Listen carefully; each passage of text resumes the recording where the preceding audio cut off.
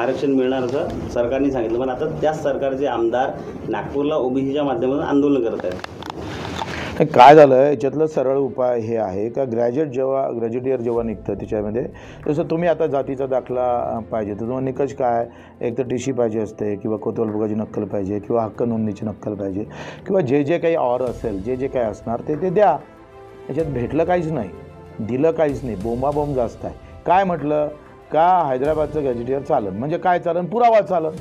दिलं काय, इवन जे काही अधिसूचना हायकोर्टाच्या सूचनेनंतर निर्णयानंतर निघाली होती त्यामध्ये काय म्हटलं हायकोर्टानं, स्पष्ट काय म्हटलं, सगळ्या जाती धर्मासाठी VJNT तर सगळ्यासाठी का तुमच्या जातीचा कुठलाही कागद भेटत नसेल, कुठल्याही जातीसाठी जर कुठलाही कागदपत्र भेटत नसेल तर तुम्ही प्रतिज्ञापत्र लिहून दिलं पाहिजे. हा कायद्याचा आहे, अधिसूचनाचा आहे आणि सर्वोच्च न्यायालयानं निर्णय दिला का कुठल्याही माणूस का त्याच्या जातीपासून तो वंचित राहता कामा नये, आरक्षणापासून कुठलाही असू दे. काय म्हटलं आहे त्याच्या का एक प्रतिज्ञापत्र जर त्यानं लिहून दिलं संबंधित अधिकाऱ्याला तर त्या अधिकाऱ्याचं काम आहे त्याची गृह चौकशी करणे, त्याच्यात सगळे पुरावे तपासणे आणि त्याला वाटलं तर जातीचा दाखला देणे, हे सगळ्यासाठी आहे. दिलं काय, हे एकंदरीत व्यवस्था जे आपण जर पाहिली तर ह्या सगळा आम्ही पाहतो गावागावात OBC वर्सेस मराठा अशी लढाई लावण्याचं व्यवस्थित षडयंत्र आहे. त्याला कोणाला OBCला किती भेटणार आणि मराठ्याला किती भेटणार हा नंतरचा भाग आहे, पण हे व्यवस्थित लढाई सुरू झाली कारण धर्माच्या लढाईमध्ये आता लोक लक्ष देत नाही आणि मग OBC मराठा अशी एक नवीन लढाई लावून तिकडे आदिवासी धनगर अशी लढाई लावून कुठेतरी आम्हाला दिशाभूल करण्याचा प्रयत्न होत आहे. हे कोणाचे, माझं काय म्हणणं आहे का जे काही असेल त्याच्या वाट्याचं त्याला भेटलं पाहिजे. चुकीचं जर मराठा आंदोलक मागत असून ते त्याला भेटू नये, चुकीचं OBC मागत असून तर त्याला भेटू नये. त्याचं सगळे निकष हे तर कौशल्य आहे मुख्यमंत्र्याचं.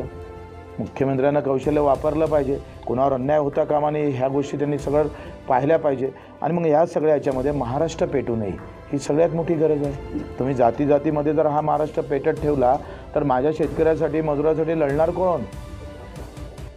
मच्छीमार आहे तो, आमचा धनगर बांधव आहे जो मेंढपाळ आहे, सगळ्यांचे किती हाल आहे.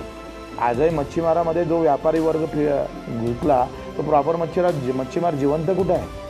एकंदरीत आम्ही पाहतोय का ह्या सगळ्या व्यवस्थेमध्ये लहान जो समाज आहे किंवा जो गरीब समाज आहे तो मरतोय ना याच्यामध्ये.